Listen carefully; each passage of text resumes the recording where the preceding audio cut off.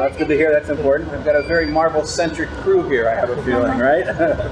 Thank you, everyone, for coming. I hope you're having a good, entertaining time so far. Yes. All right. So how are we going to do this? What do we want to talk about? Where do we want to start? Galas. Okay. Okay.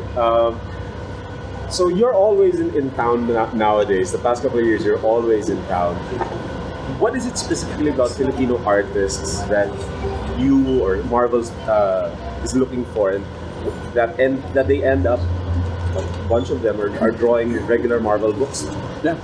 No, it's not just a new thing, for Marvel. Yeah, me coming over the last couple of years has been very helpful to Marvel to discover new talent. Just over the last couple of years, Elmo Banda, Kim Jacinto, a couple of people that we've met, here.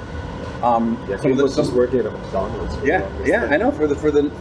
So discovering new artists, it's been great, But the Marvel in the Philippines do have a very long tradition of working together. I think from the days of Alcala and and Nino to you had Wills here, and then Laniel as the kind of new mentor to so many of these younger artists.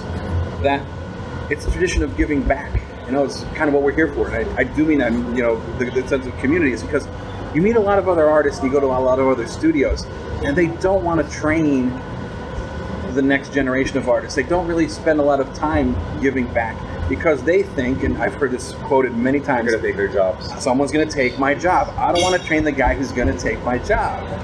And there's no sense of that here. It's very giving. They want to give, there's such a sense of local pride that they want to train the next Filipino artist. They want to make sure that the tradition is upheld and that if someone's not going to take their job, but if there's another job opening, they would love to have a Filipino artist take that because there's a love of comics and a love of community here. And that really goes a long way. And then me coming back has just been very helpful in the fact that there have been people who don't have the opportunities, who might not have made the connections yet to show people their portfolios, or aren't friends with Stephen and Harvey and Laniel and aren't a part of a clique or community or a group, or maybe don't go online a lot, but they're very talented and they just need something to bring them out of their shell or bring them out of the McDonald's or bring them to a show to get to meet me, that's going to afford them that opportunity. Sure. How is it different for writers to break into Marvel compared to artists? It's much more difficult for writers to break in, to be honest. Marvel, while we actively look for writers, we don't actively hold submission, for writers. There's so many legal complications with working with writers and new writers that it's better for us to look on our own rather than ask people to submit to us. So we do not have an open submission policy for writers. And the reason is that, anybody can have an idea. Yeah. And a lot of times people get the same ideas. So America's a very litigious, unfortunately, society. And there have been a lot of lawsuits, even recent ones, where people have had the same ideas but have not sued the other writers, but have sued the company that has all the money. So for example, like Fables. It's a very common idea, It's the fairy tale characters in the real world. We've seen that before Fables. We're going to see it after Fables. But there was someone who submitted that idea to DC Comics. He had a case. He could prove that he had submitted it before. The editor who launched Fables was actually the editor who responded to him. There's a lot of gray lines about where ideas begin to start. So I think that's why Bill Willingham has kind of had a bad feeling about Once Upon a Time, the TV show, because maybe, people were telling him, isn't this Fables? Yeah. And then we had a thing too with Jason Aaron. I mean, Jason Aaron wrote a story for us called A Week in the Life of Wolverine. Yeah. And it's a very simple concept. Monday he's in Japan. Tuesday he's on the X-Men. Thursday he's teaming up with Deadpool. On Saturday he's having a beer and he's sleeping in a bar. It's a simple concept. And then another guy who had said he submitted a similar idea years ago said, "Oh, that was my idea. Jason Aaron stole my idea." Like, Jason Aaron didn't steal your idea. The editor's completely different. But it costs us money to kind of clean it up legally. And there was nothing for it because that guy had years ago signed a piece of paper that all Marvel writers need to sign. It's called a Marvel Idea Submission Form. And if you want to submit to Marvel, you have to ask Marvel for that form. It's the MISF. That says, we understand that your ideas are your ideas. You understand that our characters are our characters, but both parties understand that ideas can come from anywhere and people might have the same idea. So if you take your ideas and publish them somewhere else, or if we take someone else publishes the same ideas with our characters, no harm, no foul. You know, it's just that kind of stuff to protect both parties. So that's why we don't ask writers to submit, because it's this difficult. So the way we look at writers is we look for other published work. Your novel, your screenplay, your other comics, your indie work, your web comics, you know, sometimes blogs. We've hired people who write brilliant blogs. And the editor will identify something in the work and then ask that person after they sign the form to submit and pitch to Marvel. So you don't submit to us, we ask you to pitch. Thank you. You've touched upon this, like the difference of Filipino artists from others around the world. But can you talk specifically about the three artists here, like Leno, Harvey, and what makes them stand out from the other artists here in the Philippines? If you're familiar with their work, I'm sure. Yeah, oh, of course, I'm familiar with all their work. I've worked with all of them, either as an editor or also as a fellow creator. In Harvey's case, you know, we worked together on a bunch of. He wrote through some stories that I wrote. You know, each one is distinct in its own right. You know, Laniel, the way that his art is developed now is that he's got minimal line, maximum detail, if that makes sense. He knows how to economize space better than any other artist working in comics now. He can just, if you go to his sketching session later, you'll see it. I just watched him in the back literally put a pen within like 10 lines, just draw a picture, and everybody around knew it was Wolverine. It was just, that's how good he is. He's been doing it for so long. And not a lot of artists can do that. Everyone over-renders or over-details, and O'Neill's very minimal in what he does, and he's able to maximize not just the detail, but also his time in doing that. You know, so that's why you see his work just on his own books, but on covers across the line, on variants and everything. And there's no more talented storyteller than him. Just the angles that he chooses and the way he tells the story is just unmatched. You know, Steven's a little bit of the opposite. Steven goes for very heavy detail, but he's able to maximize the space, not maximize space, use the space effectively to separate foreground and background, which is a lot of people don't do. You know, so many people are either great at drawing big characters, great at drawing backgrounds, but they can never blend the two. Steven's artwork combines them beautifully. Like, he can draw the most detailed New York setting and then draw, you know, Spider-Man swinging through it, and you can tell exactly where you are for sense of location.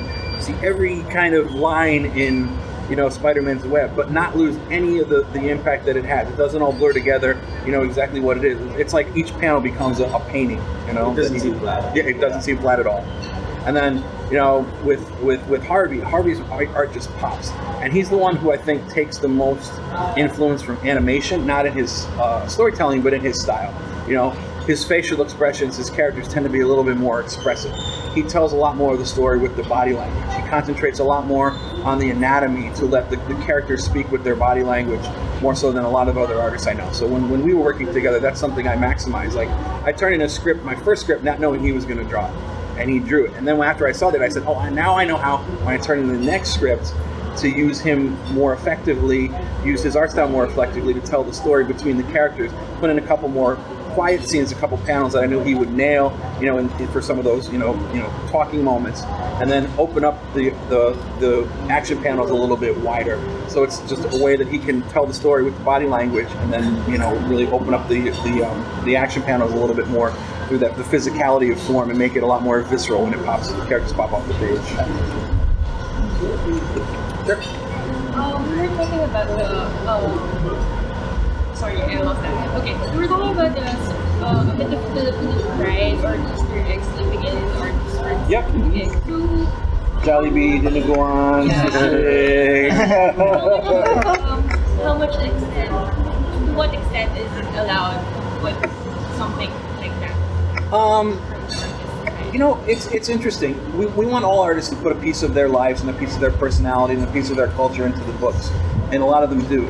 Even if it's just down from, you know, Wolverine's eating a meal at the table. Every artist is going to handle it differently. You know, some people make it a burger, other people make it ramen, some people make it, you know, fried chicken. They bring kind of that to them. You know, there are guidelines that we have about, you know, logos, trademarks, restrictions, copyrighted companies. So like you'll never see like Miller beer, you'll see Millar beer, M-I-L-L-A-R. You know, people kind of make those jokes. You know, I've been put in there for beers as a Cebulski. So, and you know, our editors check as best they can. And sometimes we don't know all the foreign brands, so stuff does slip through. You know, that happens. But you know, we like when the artists bring a part of their own culture to that, especially in like backgrounds of posters in rooms or band names or T-shirt logos. Like we encourage that because again, Marvel Comics are the real world, so we want people to feel the real world. So instead of creating a fake logo, use something that they created or something from their country or the designer that they know. That'll just help the fans who are really true fans when they see it really know. It just makes what makes Marvel a little bit more special, I think. So yeah, we do have to keep an eye on our legal restrictions, but we encourage it as much as possible. Next, where are we going? How was the artist search last issue of It was hands down the most extensive artist search we've ever done. We had more portfolios than any other portfolio review I've ever done around the world. And I can't name names, but there are 2 artists that you will see that we reviewed at APCC who will be working for Marvel very soon. cover artist or? 1 interior artist, 1 cover artist. Wow. So yeah, it yielded results. Normally I'll go to a con and we'll get 1 or 2 people that might be good, and we do some test samples and stuff. But there's one guy here who I saw and I was like, we can hire this guy. And I showed it to the editors at Marvel and they're like, yes, this guy is definitely hireable. And the same with 1 of the cover artists. And that just doesn't include the other people who we're still testing with, who we think have possibility, but just have to improve a little bit more. But we're working with a lot of those people too. But yeah, there's 2 people that were within the last 3 weeks have, gotten rates and are going to be rolling on scripts very soon. Well, as Marvel, we keep open submissions for artists, so anyone can send us anything anytime. For myself, I used to do it a lot more, but as Marvel now, we do it at least once to twice a month at a different event somewhere in the world. Either, we'll do it ourselves at either Comic-Con, San Diego Comic-Con, APCCC, or we'll do it at events like this, where we want to just, meet local students at a university, or one of the town is organizing an event for some artists, or we've heard from local artists. A lot of it's word of mouth. Is that an artist in Croatia will say, oh hey, I know an animation studio here where there's a lot of good guys, or there's the Italian artist who said, oh, I met this group of kids who are really good, you should come see them. So we'll fly over. It's because we trust the opinions of some of our artists that when they say that we've done artists that are that good that we want to go see for ourselves. And we could hire over the internet. We do review a lot of work on the internet. People do get hired over the internet blogs, either Facebook, DeviantArt, Behance, whatever it may be. But part of what makes working at Marvel different is that whenever in any comic book in a way, your creative team is your family. You're working with your penciler, your inker, your writer, your colorist. You're working with that team every day. So you have your home family and you have your work family. Sometimes you even spend more time with your work family. So the personality has to jive, okay? So we like to look people in the eye and judge their personality. We like to get a sense of who they are and meet them in person before we bring them in to work as part of that team. Because you never know, if something doesn't click, it could send a whole monthly book off a schedule. If the writer doesn't like the pencil, if the pencil doesn't like the artist, if someone has too big an ego, so I like to meet them in person first too. Because as much as you can get a sense of someone on the internet, looking someone in the eye is a little bit different. Last 2 questions for Steve. I got one. Sure. After. I'm an Iron Man fan from the 80s. I can know it. See, And I'm collecting both Iron Man books. Good. Why are you guys taking Tony Stark out of the armor and giving it to Victor Von Doom and Riri Williams? And especially now that everyone associates Robert Downey Jr. with the character. Yep. Why do you take Tony Stark out? It's just it's a part of the story. I mean, there's no denying that there's a trend recently. Steve Rogers came out of the Captain America suit. The Odin Sun is no longer Thor, and it's been working very well. It's been kind of changing things up, and there's no mandate for our writers or for our artists to do it, but they work very closely together, and everyone sees and is enjoying with each other's work.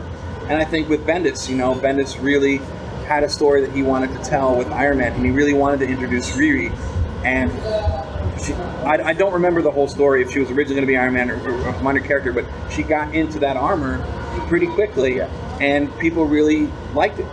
People really engaged with her as a character, and Tony Stark's not going anywhere. He's going to be in the book, and there's been numerous, as a fan from the 80s, there's been numerous Iron Man changes over the years, and Marvel is that soap opera. Things changed and they changed back, but Riri really struck a chord with people.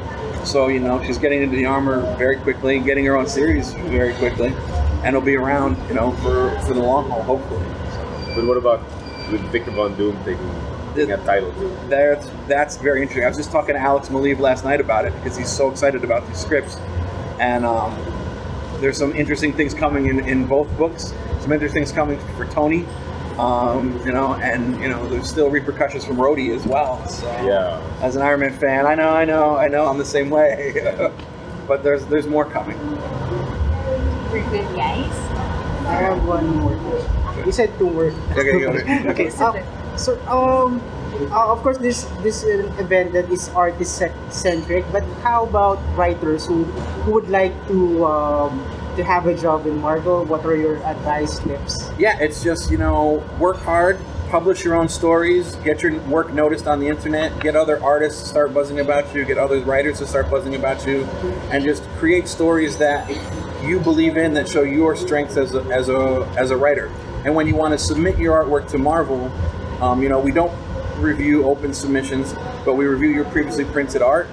If you're a crime writer, or you're a sci-fi writer, or if you're a fantasy writer, know the editor that you're submitting to.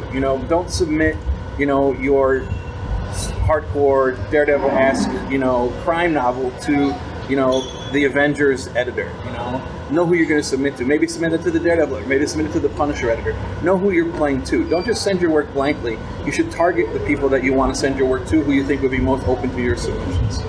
Thank you so much. Thank you, guys. Thank you, everybody. CB, we have a short interview with you. Okay.